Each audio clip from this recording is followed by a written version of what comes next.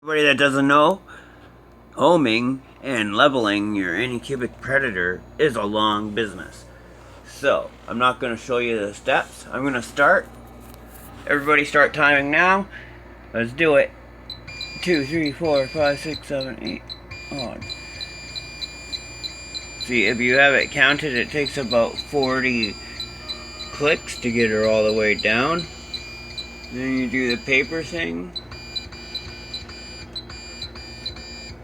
Okay, I think I'll do one more.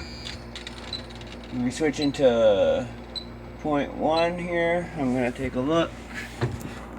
Oh darn it, I got way more than that.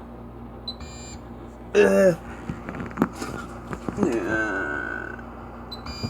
I went down too far, so I had to restart it. I just messed up. That's what sucks. Anycubic Predator is awesome, but leveling it is a bitch.